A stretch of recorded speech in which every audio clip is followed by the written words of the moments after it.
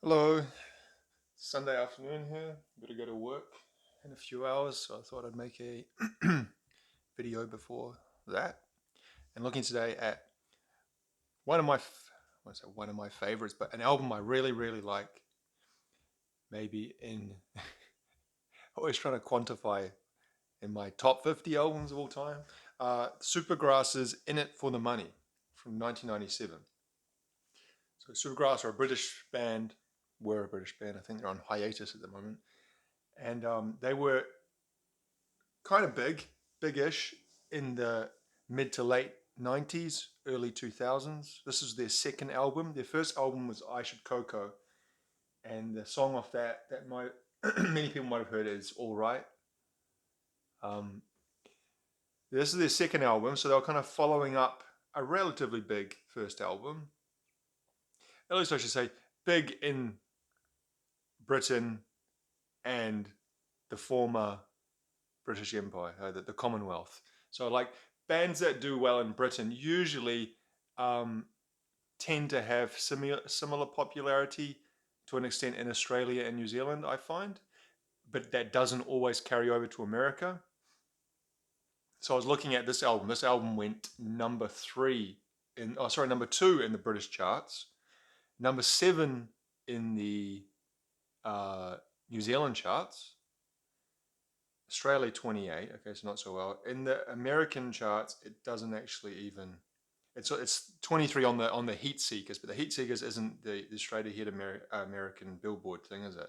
So that usually means it probably didn't chart at all or charted very very poorly. And yeah, Supergrass, I'd say are not. They didn't break America in the way that maybe Oasis did. But Supergrass were a much smaller band. Anyway, so this was their second album, and it's like I said, it's a great album. There on the front cover, you see the singer Gaz, the drummer Danny, and the bass player Mick. And I got this. I've owned this album three times. This is my third copy. First copy I got back in like 1997. I bought it myself. I remember. Whatever happened to that happened to that. I bought it again, and I think it was secondhand again the next time, not new, about 10 years ago, maybe more than 10 years ago actually. Lost that, sold it, whatever, and I bought this in 2020. This copy from a small secondhand music shop in Auckland that I don't think exists anymore. It was on, if you're from Auckland, it was either on Dominion Road or Mount Eden Road. I often get those two mixed up because they kind of run parallel to each other, a few blocks apart. I think it might have been Dominion Road actually. Now I think about it, which makes more sense. There was a store, and it might still be there. I might be completely wrong. That was on Dominion Road. Traveling towards the city, it would be on your left, and it was a real. I don't want to say it in a negative way. It was a bit of a mess.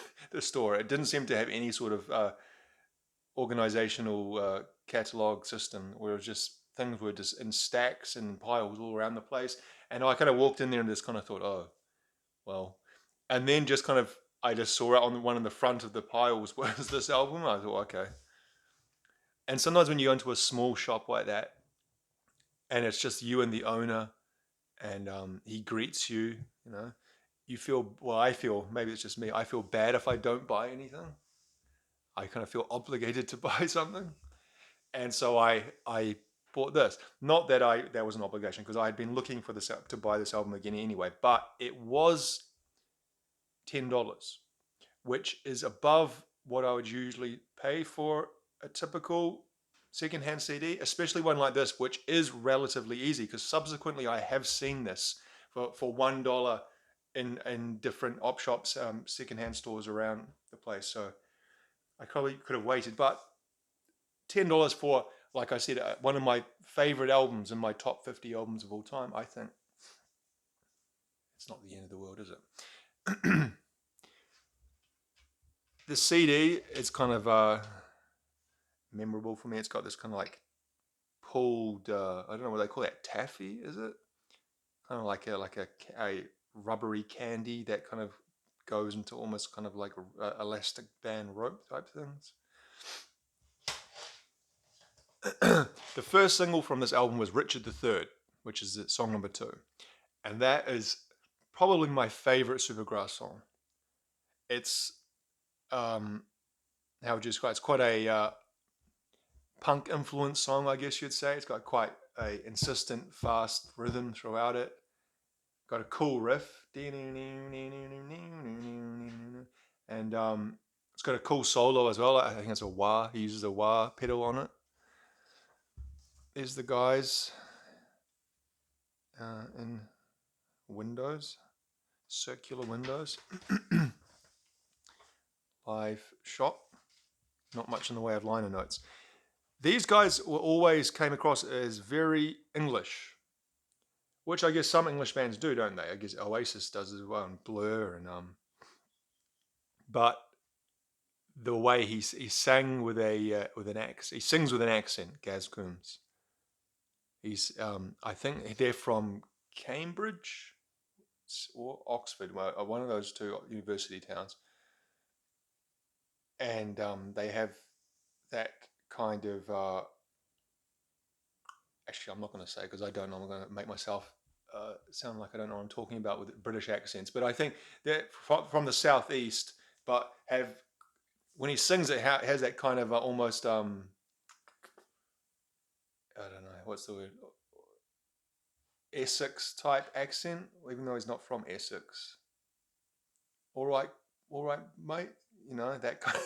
I can't do English accents, but maybe if you're British and you watch this, you can tell me because I'm sure I'm wrong and it's not that. But he has some sort of English accent that he sings in, and it kind of you know, because a lot of British bands sing with an American accent. A lot of New Zealand bands do that as well. They put on they pronounce the words in an American way, like with the R's or the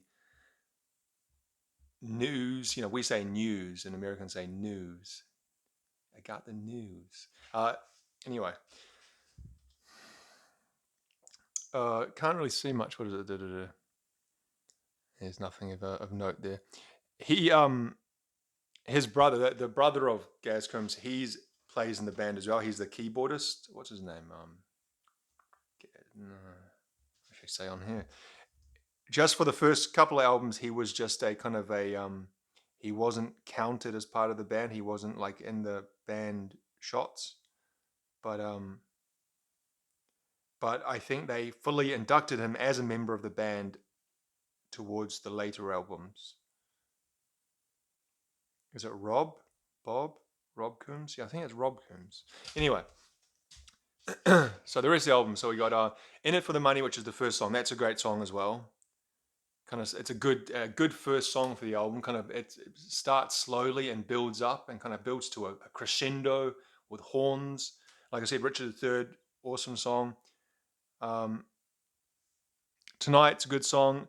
Late in the Day, that's a good song. It's got an interesting video as well. The pogo sticking around London. G song, good. Sun Hits the Sky.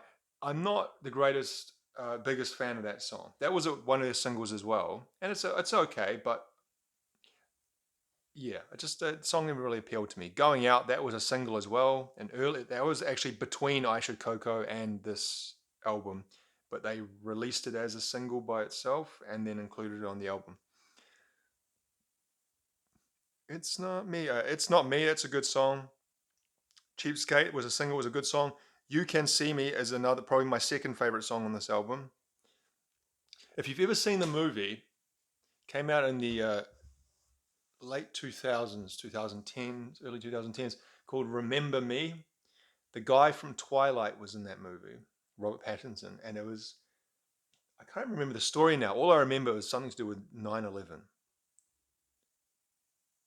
And Pierce Brosnan was in it as well, his dad, I think. But anyway, I remember watching that movie with someone, and they play that song, You Can See Me. That's kind of in the movie. He's with a girl who he likes, and they're kind of hanging out, and in the background, they're playing Supergrass, which I thought was quite cool. He's English, isn't he, Robert Pattinson? So maybe maybe he's a fan of theirs. Maybe he fought to have it included, because it's not really something you would imagine. It was, by that stage the song was over about 15 years old. Um, so it's not the kind of song you would initially imagine being included on a movie soundtrack. So yeah, they did pretty well with this album. Like, often bands struggle with a second album. Was it the sophomore slump?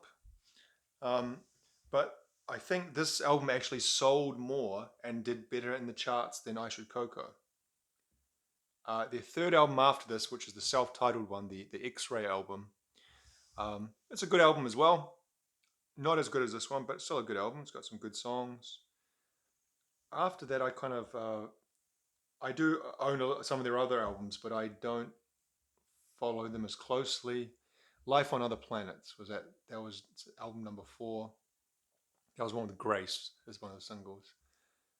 Then there was, I think, Road to Ruin. Rowan is the next one, which had St. Petersburg on it, which is a good song. Then the last one, Diamond Hoo Ha, I never actually listened to, and I read a review of that got pretty scathing, scathing criticism, and maybe that put me off listening to it. But yeah, I'd say for their first 3 albums, Supergrass, a very solid band, great, great pop rock with kind of some punk influence music, good songwriters. Yeah, so I highly recommend the album In It for the Money by Supergrass. It's I would give it a what's my ever-changing scale? I'd give it an 8.5 to 9 out of 10, which is pretty good. Not a 10 out of 10, but few albums are. All right, thank you for watching. Take it easy.